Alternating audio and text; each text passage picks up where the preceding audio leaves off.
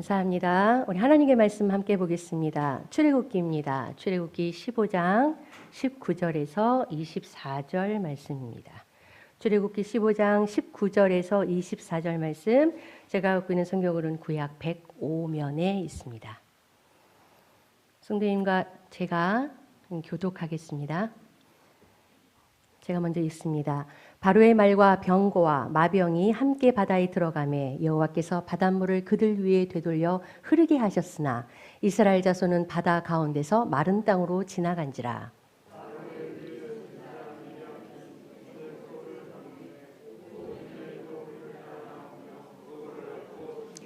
미리암이 그들에게 화답하여 이르되 너희는 여호와를 찬송하라. 그는 높고 영화로우시며 말과 그 탄 자를 바다에 던지셨음이로다 하였더라.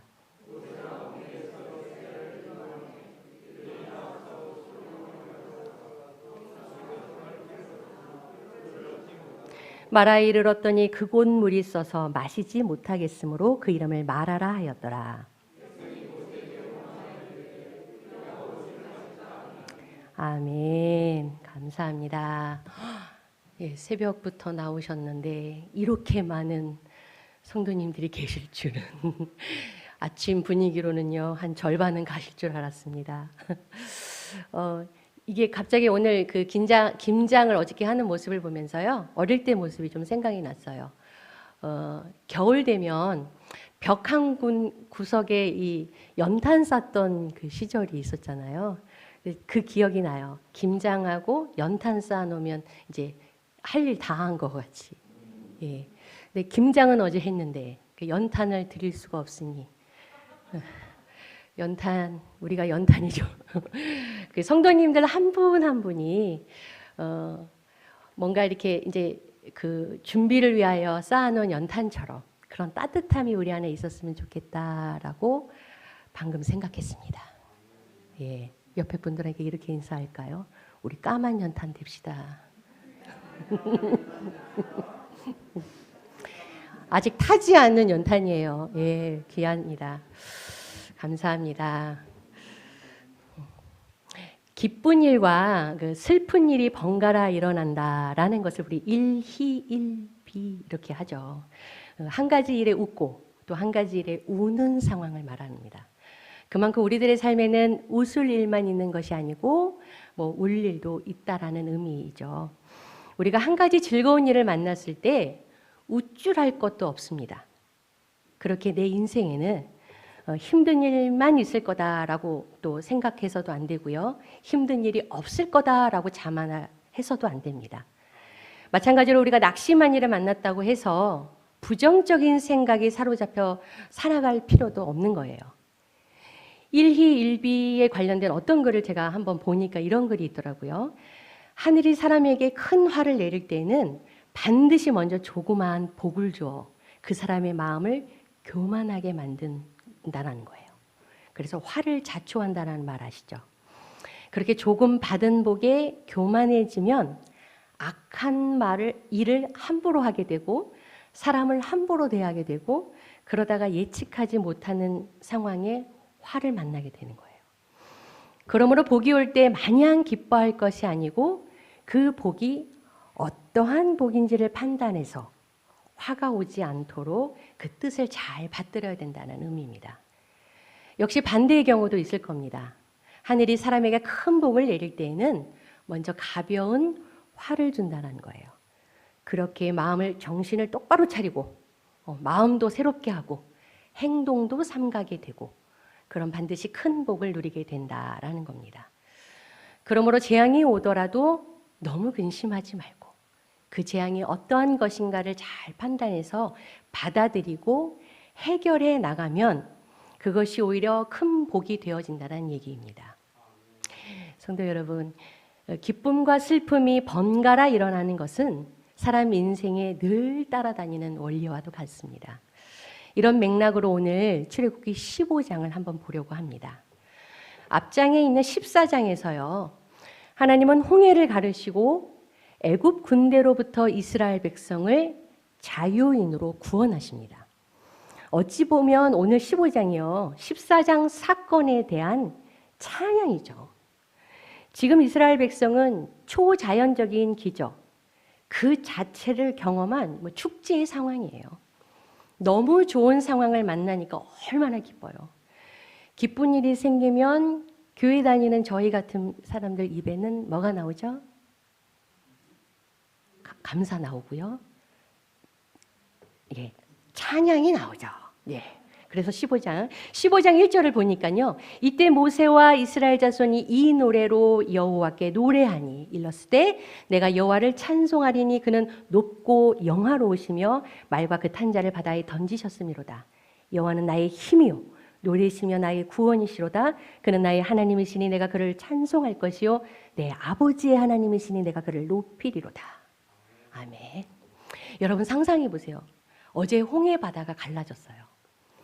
나를 쫓아오던 애국 군대가 수장당하는 걸 막 봅니다. 그 탈출한 경험을 아마 밤새 얘기했을 겁니다. 다음 날 만나는 사람들 봤어? 그 물벽 세워지는 거 봤어? 나도 봤어. 군대 그 수장당하는 거 봤어? 표정은 왜? 예수의 탄생도 믿고 부활한 신도 믿는다라는 고백을 하는 저희들이 들어도 여전히 와 대박 이러한 반응이 생기거든요. 눈으로 보아도 믿겨지지 않는 기적의 현장을 지금 소리 높여 이야기하고 있어요. 그게 15장의 기록이거든요. 하나님이 하셨어. 진짜 대단하셔.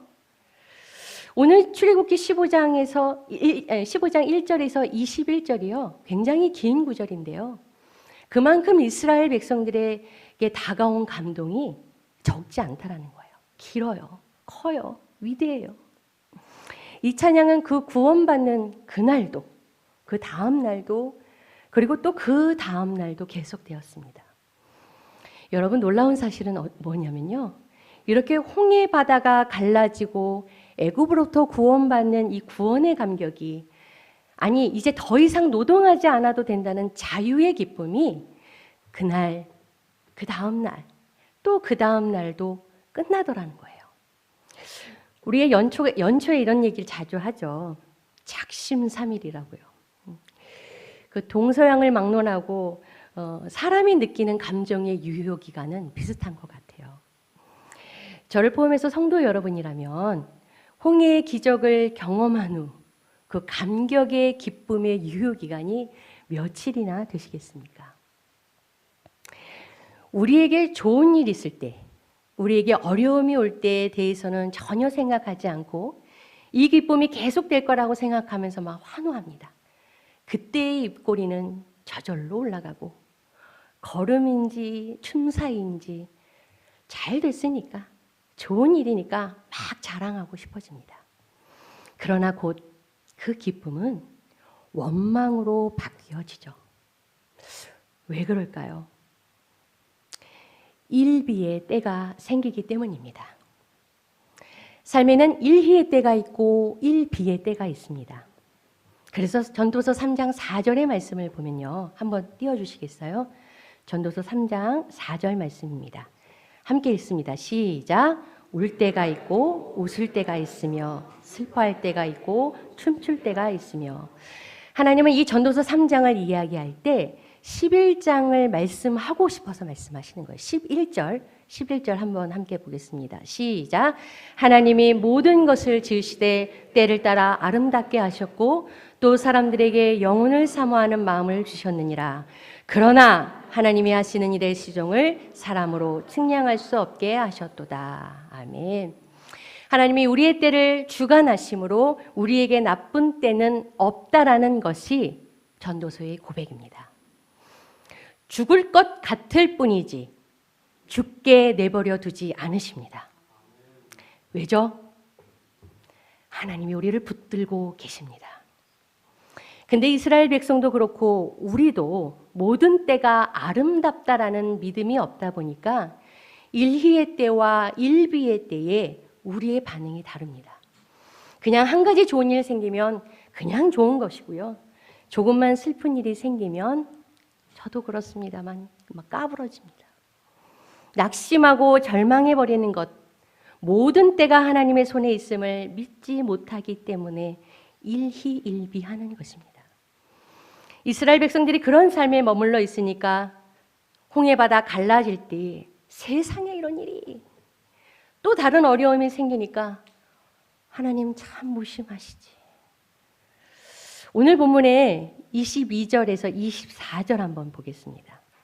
모세가 홍해에서 이스라엘을 인도하며 그들이 나와서 수르강으로 들어가서 거기서 사흘 길을 걸었으나 물을 얻지 못하고 마라에 이르렀더니 그곳 물이 있어서 마시지 못하겠으므로 그 이름을 마라라 하였더라. 백성이 그 모세에게 원망하여 이르되 우리가 무엇을 마실까 하며. 모세가 홍해에서 이스라엘을 인도해서 그들이 나와서 갈라진 홍해 바다를 건너 이제 수르강야에 진입한 거예요. 사흘 길을 걸었는데 물을 얻지 못했습니다. 23절에 보니까 마라는 물이 써서 마시지 못하다 해서 마라라 하였다고 되어 있고요. 24절은 모세에게 원망하여 이르되. 애굽에서 탈출하면서 마실 물을 얼마나 준비해 왔겠습니까? 물이 없죠. 게다가 광야에서 이 많은 사람이 먹을 물을 충분히 받는다라는 것은 매우 어려운 상황입니다. 우리 역시 3일 동안 물을 못 먹었다고 한번 생각해 보세요. 홍해 앞에서도 여기서 끝이구나 했겠지만 지금도 죽을 것 같은 갈증이 고통으로 느껴져서 여기가 끝이로구나 하는 상황입니다. 또다시 이스라엘 백성은 죽을 것 같은 상황이 판단되니 원망이 쏟아져 나오기 시작합니다. 저를 포함해서 우리라면 어땠을까요? 우리도 이스라엘 백성처럼 목마름에 견디지 못하며 불평을 쏟아 놓았을까? 아니면 사흘 전의 기적을 기억하면서 홍해를 가르신 하나님이 물도 주실 거야 라는 믿음의 고백을 할 수 있었을까요? 안타깝게도 이스라엘 백성은 180도 돌변합니다. 본문 15장 1절에서 21절까지 하나님은 아름답다, 하나님은 위대하다 찬양했던 그들이 원망으로 불평으로 그 마음이 바뀌어져요. 일희는 어디로 가고 일비의 상황으로 180도 돌변하는 것, 그것이 우리의 신앙의 모습이 아닐까요? 대체적으로 출애굽기 15장을 설교할 때요, 하나님을 찬양하는 내용에 대해서 설교를 하게 됩니다. 그런데 앞뒤 문맥을 생각하면서 며칠 안팎의 그 유효기간이 있는 찬양이 온전한 찬양일까? 좋은 일 있을 때 자기 기분으로 부르는 찬양이 하나님이 받으실 만한 찬양일까? 그런 고민을 하게 되었습니다. 저 역시 늘 긴장되는 찬양 인도를 하기 위한 훈련의 과정이 있었습니다. 청년 시절 찬양 인도자를 막 시작했을 때 무렵으로 기억하는데요. 집회 전에 아빠와 심한 갈등이 있어서 몹시 마음이 분함과 상함을 가득 담고 찬양 인도를 해야 했던 것입니다. 그때 핸드폰이었는지 삐삐였는지 제가 기억이 안 나지만 그 선배 언니한테 이렇게 문자를 보냈어요. 오늘은 제가 집안에 사정이 있어서 마음이 몹시 괴로우니 찬양 인도는 못하겠습니다. 예배는 갈게요. 찬양 콘티는 준비했으니 전달할게요. 그리고 교회를 갔어요. 그랬더니 그 메시지를 받은 선배 언니가 엽서 하나를 저에게 전달을 하더라고요. 대략 내용이 이런 것 같았어요. 그래 지나 이해해. 많이 힘들구나. 하지만 우리의 신앙의 태도가 내 감정, 내 기분에 좌지우지 되어야 된다면 너무 가슴 아프다. 우리 같이 그런 마음 이겨내보자. 어떠한 상황에서도 우린 예배자잖아. 지금도 기억이 나는 건 제 눈 속에 땀방울, 그 감정, 그 상황을 보고 계셨을 하나님의 마음입니다. 하나님은 내 상황과 상관없이 우리의 찬양을 받으시기에 합당한 분이시고 우리도 우리의 상황과 형편에 상관없이 하나님을 찬양해야 할 존재들입니다. 우리 삶의 과정에서 찬양의 유효기간은 없다라는 것입니다. 모든 때를 아름답게 만드신 그 하나님을 찬양하는 것이 마땅히 해야 할 신앙인의 자세입니다. 우리가 흔히 찬양이라고 하는 것은 예배 시간에 부르는 노래가 아닙니다. 노래를 부르는 행위는요, 찬송이라고 해요. 찬양은 우리가 하나님을 높이는 말, 이를테면 이 땅의 만물의 주인 되신 하나님 하면서 그 선포하는 말이요. 주님을 찬양합시다. 그리고 손을 드는 거, 또 엎드리는 거, 무릎을 꿇기도 하고요. 이런 것들이 찬양이라는 것은 하나님을 높이는 신앙의 모든 태도를 이야기합니다. 그렇기에 누구나 모든 순간에 하나님은 찬양할 수 있는 것입니다. 욥이 대표적인 인물이죠. 모든 것을 잃었을 때 욥기 1장 20절 한번 보겠습니다. 함께 읽겠습니다. 시작. 욥이 일어나 겉옷을 찢고 머리털을 밀고 땅에 엎드려 예배하며 이르되 내가 모태에서 알몸으로 나왔사온즉 또한 알몸이 그리로 돌아가올지라 주신 이도 여호와시오 거두신 이도 여호와시오니 여호와의 이름이 찬송을 받으실지니다 하고. 아멘. 성도 여러분, 우리 생명 유지에 필요한 필요 요소인 물을 누가 주시는 겁니까? 지금까지 우리가 물을 먹고 살아간 게 저와 성도님들의 힘입니까? 물의 공급처는 하나님이십니다. 계속해서 욥기 1장 22절에 보면요, 이런 말씀이 있습니다. 이 모든 일에 욥이 범죄하지 아니하고 하나님을 향하여 원망하지 아니하니라. 아멘. 이런 놀라운 고백은 욥을 건드린 사단의 심보를 이해할 수 있을 정도입니다. 다윗 역시 마찬가지 아닙니까? 사울 왕이 시기와 질투로 죽을 위기를 만났음에도 불구하고 시편 42편 5절 말씀을 보면요. 한번 띄워주세요. 함께 읽습니다. 시작. 내 영혼아 내가 어찌하여 낙심하며 어찌하여 내 속에서 불안해하는가. 너는 하나님께 소망을 두라. 그가 나타나 도우심으로 말미암아 내가 여전히 찬송하리로다. 아멘. 하나님은 내 위기를 아셔서 나타나심으로 나를 구원하실 분이시기에 미래의 소망을 두고 먼저 찬송하는 것입니다. 이게 일희일비를 뛰어넘는 신앙인의 모습입니다. 사도 바울의 고백이 뭡니까? 항상 기뻐하고 쉬지 말고 기도하라. 범사에 감사라 하는 것입니다. 홍해라는 바다에 길을 내주시는 분이 왜 우리에게 먹을 것을 주시지 않겠습니까? 왜 물을 주시지 않겠습니까? 하나님의 인도하심을 믿어야 되는 것입니다. 그런 의미에서 15장에 찬양을 세 가지 관점으로 제가 구분했는데요.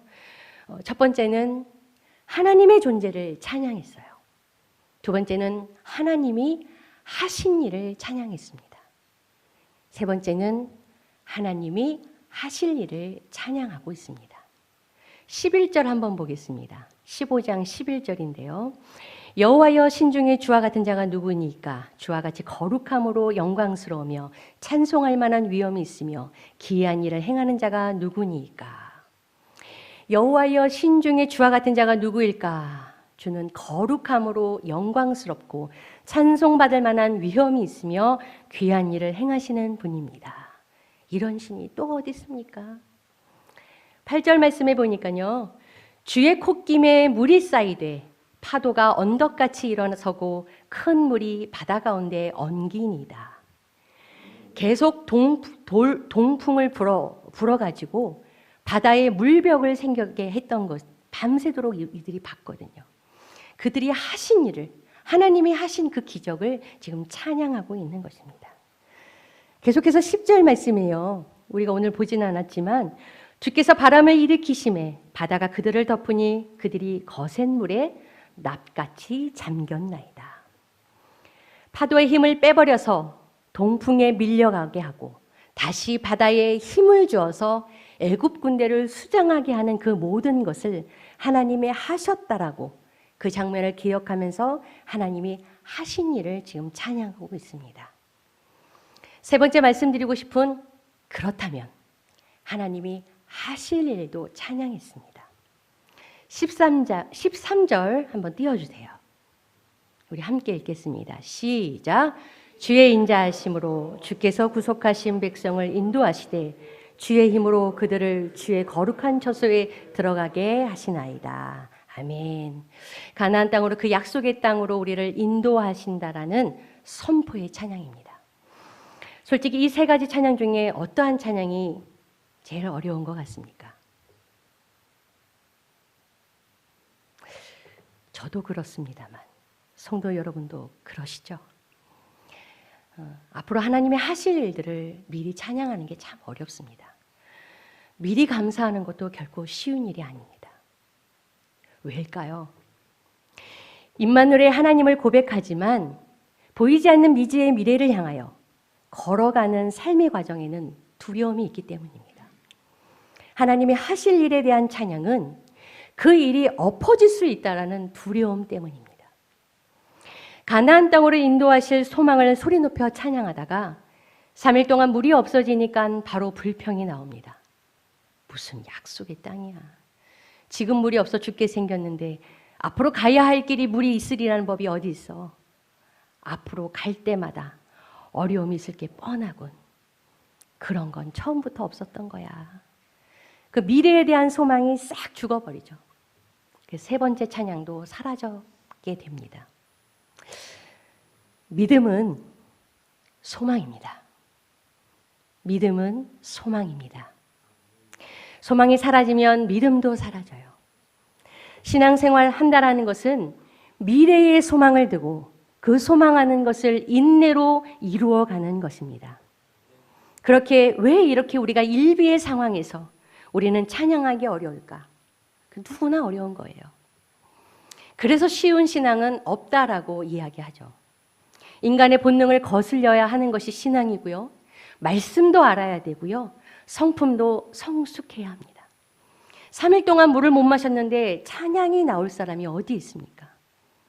사람의 본능 중에 문제가 생겼을 때 어떠한 욕구가 발동이 되냐면 빨리 종결하고 싶은 욕구가 생깁니다.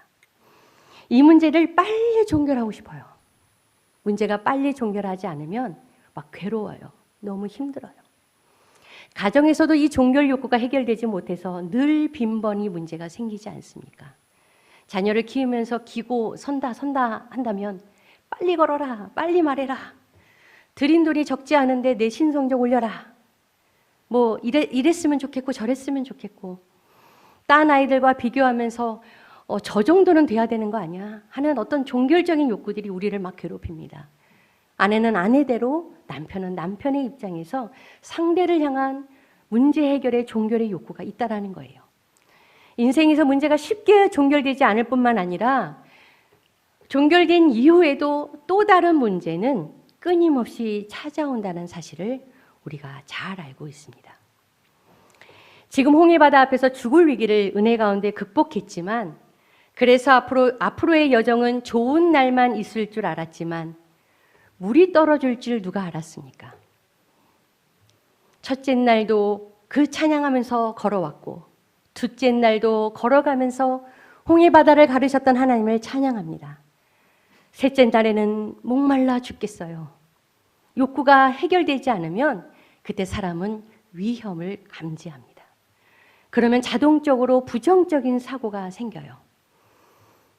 어쩌면 그것이 사람을 살게 하는 본능일지도 모르겠어요.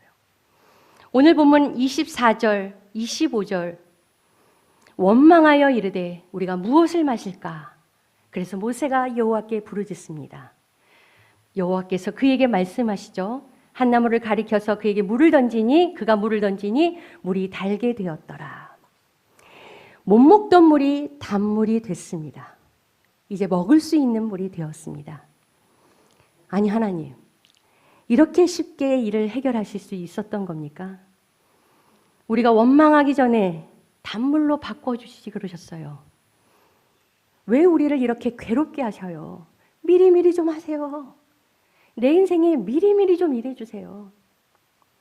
내가 문제 해결에 괴로워하지 않도록 제 머리에 부정적인 사고가 들어오기 전에 미리 해주세요. 하지만 성도 여러분, 우리의 사정과 쓸모에 의해서 우리가 신앙생활을 하는 것이 아니라는 거죠. 지금까지 주신 모든 것이 하나님이 주신 거라는 고백을 하고 있는 저희들입니다. 하지만 하나님이 주신 은혜를 잊어버리고 우리에게 행하신 일을 잊어버리고 하나님께 불평불만하는 우리가 돌아봐야 될 모습입니다. 하나님은 쓴물을 단물로 바꾸신 후에 내가 이 정도야? 나 멋지지? 팔짱 끼고 우리에게 얹어 놓으시는 분은 아니십니다. 하나님은 하나님의 수준까지 우리의 삶이 올라가길 원하시는 겁니다. 우리의 삶이 그분을 닮아가기 원하고 그분을 따라가기 원하시는 겁니다. 예수님을 따라다녔던 수많은 무리들도 예수의 제자가 되길 원했고 예수님이 요구하시는 삶의 자리로 나아갈 줄 알았지만 예수가 기적을 행했기 때문에 그가 치유를 행했기 때문에 예수가 먹을 것을 공급했기 때문에 따라다녔던 거였어요. 예수님을 사랑한 게 아니고 예수님이 주시는 것을 사랑했을 뿐입니다. 하나님의 말씀은 이것이 진실인 것 같아요. 25절이요. 모세가 여호와께 부르짖었더니 여호와께서 그에게 한 나무를 가르치시니 그가 물에 던지니 물이 달게 되었더라. 여기서 끝이 아니고요. 26절입니다. 거기서 그 상황에서 여호와께서 그들을 위하여 법도와 율례를 정하시고 그들을 시험하실세. 이것이 하나님의 진심이십니다. 하나님이 우리 인생의 일비를 통하여서 끊임없이 시험하십니다. 왜 그러실까요? 하나님의 수준까지 오기를 원하시는 겁니다. 그런 삶이 우리에게 복된 삶이기 때문입니다. 26절에 이르시되 내가 너희 하나님 나 여호와의 말을 들어 순종하고 내가 보기에 의를 행하며 내 계명에 귀를 기울이며 내 모든 규례를 지키면 내가 애굽 사람에게 내린 모든 질병 중 하나도 너희에게 내리지 아니하리니 나는 너희를 치료하는 여호와라. 아멘. 쓴물을 단물로 바꾸시는 하나님, 우리 안에 수동적인 움직임과 그간 주고받은 쓴뿌리를 제거하길 원하시는 하나님, 우리들의 부정적인 사고와 문제 해결에 이끌려 사는 본능적 삶을 고치시길 원하시는 하나님, 전인적인 우리의 몸과 마음을 치료하시는 하나님. 사랑하는 성도 여러분, 순종이 없는데 기도의 응답처럼 보여지는 기적들, 그것은 우리를 얕은 신앙인으로 만드는 겁니다. 순종 없는 신앙, 순종 없는 기적을 맛보는 신앙인이라면 그것처럼 비참한 것이 없을 것입니다. 기도 안 했는데 잘 되시는 부분이 있습니까? 하나님 의지 안 했는데 되고 있습니까? 술술 풀립니까? 또 하나의 일비가 오고 있습니다. 순종이 기적을 만들며 순종을 통하여 하나님의 수준을 경험하는 그런 진짜 신앙인들 되시기를 주님의 이름으로 축복합니다. 운치 있는 절구수반에 무록잠을 제가 몇 그루를 띄워서 감상하던 어느 날 절구수반의 녹조 현상이 심하게 일어남을 보았습니다. 비가 오면 괜찮아지려나 지켜보던 내내 더 이상 지켜보기가 답답해서 절구수반을 깨끗이 하고 싶었습니다. 은근 소심하고 귀찮아하는 제가 처음엔 소극적으로 한 바가지 붓고 또 귀찮게 붓고 그러다가 에이 하면서 마음을 먹었습니다. 나의 눈을 즐겁게 하던 무록잠을 다 건져내고 준비된 깨끗한 물을 부어 넣었습니다. 맑은 물을 계속 붓는 거예요. 계속 부으니까 그 안에 있던 검댕이들이 막 나가고요. 먼지 덩어리들이 밖으로 나가더라고요. 깨끗한 물로 채워지면 채워질수록 맑아지는 겁니다. 머물러 있지 마세요. 우리는 더 높은 수준으로 늘 주님께 이끌림 받아야 되는 것입니다. 무엇을 통하여서요? 주의 율례와 계명과 계명의 순종함으로 우리가 그렇게 이끌림 받기를 축복합니다. 하나님이 오늘 이것을 부탁하시는 겁니다. 광야길을 가는 백성들의 삶, 거기에 하나님의 말씀을 부으라는 겁니다. 부어라. 우리에게도 오늘 똑같이 말씀하십니다. 하나님의 말씀을 너희의 삶에 들이붓고 그의 말씀대로 순종하며 그 순종을 통한 기적을 맛보며 그 기쁨을 나누는 신앙의 삶이 바로 반석 위에 서는 신앙입니다. 함께 기도하겠습니다. 늘 고마우신 하나님 아버지, 12월의 첫날을 주님의 전에서 시작하며 지금도 이 자리에서 듣습니다. 믿음은 들음에서 나온다는 주의 말씀에 의지합니다. 광야와 같은 삶의 고단함이 있지만 하나님의 아름다우신 때로 받아들이며 온전한 찬양을 드리기 원합니다. 나의 콧노래 찬양이 내 가족 신앙의 마중물이 되게 하시고 예배 시간을 기억하며 찾는 발걸음이 결코 헛되지 않는 신앙의 발자취 되게 하시옵소서. 옷깃을 여미게 되는 이 겨울, 알게 모르게 도움이 필요한 곳에 내 것이라 여겼던 소유들을 더 이상 내 것이라 주장하지 않으며 나눔에 인색하지 않는 저희 모두가 되길 원합니다. 12월 교회력이 시작되었습니다. 새 그릇 되어 새 것을 받아 누리는 소망으로 인도하여 주시옵소서. 주여, 간절한 마음으로 환우들을 위해 기도합니다. 몸에 주님의 생기를 불어넣어 주시고 영혼의 희망의 꽃을 피워 주시옵소서. 한 번도 살아보지 못한 한 주간을 주님의 은혜의 손에 올려드립니다. 그저 그런 삶이 아닌 필요한 만남과 특별한 은혜로 채워지기를 원합니다. 예수님의 이름으로 기도드립니다. 아멘. 우리 찬송가 488장 찬양합니다.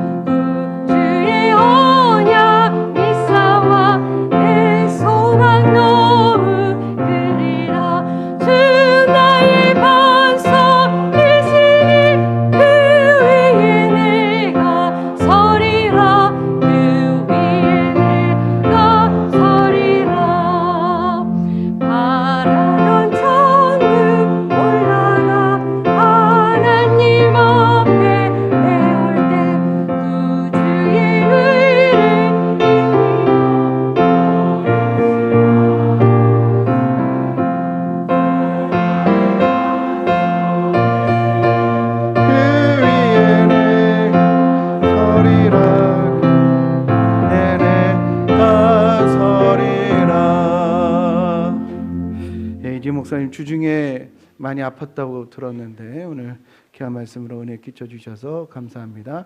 아까 우리 인사 어떻게 나눴죠? 연탄이 됩시다라고 했었나요? 네? 검은 연탄이 됩시다. 제가 이제 헤어지기 전에 인사 한 번 더 해야겠습니다. 12월 첫날에도 아름다우십니다라고 인사 나누시겠습니다. 연탄 때를 좀 벗기려고요, 제가. 껌댕이를 벗기려고. 12월에도 이쁘십니다. 금요일 날부터 김장하시고 또 오늘 토요일 날 또 여러 가지 추리랑 김장하시고 또 월삭에서부터 오후 예배까지 정말 감사하고 피곤하실 텐데 한 주간 평안하시고 아픈 분 한 분도 없으시고 행복하게 우리 한 주간 그리스도 안에서 승리하시고 다음 주에 우리 만나겠습니다. 주님의 이름으로 환영하고 축복합니다. 기도하겠습니다. 하나님, 우리의 상황과 형편에 상관없이 하나님 우리에게 놀라운 은혜와 사랑을 주시는 줄 믿습니다. 그러하기에 우리의 상황과 형편에 상관없이 하나님께 예배자로 설 수 있도록 인도하여 주옵소서. 우리의 삶 가운데 생각지 못하고 뜻하지 않았던 역경과 시련이 찾아올 때가 있습니다. 그것은 하나님께서 우리의 수준을 높이기 위한 놀라운 계획과 섭리가 있음을 깨닫게 하여 주셔서 하나님처럼 거룩해지고 그 고난이 고통이 되지 않고 나를 순금같이 정결하게 하는 하나님 은혜의 통로가 될 수 있도록 주여 다스려 주옵소서. 이제는 우리 주 예수 그리스도의 은혜와 하나님 아버지의 사랑과 성령님의 교통하심이 한 주간도 예배자로 살며 승리하겠습니다라고 다짐하며 일터로 나아가는, 가정으로 나아가는 하나님의 귀한 자녀들 머리머리 위에 이제부터 영원토록 함께 하시기를 간절히 축원하옵나이다. 아멘.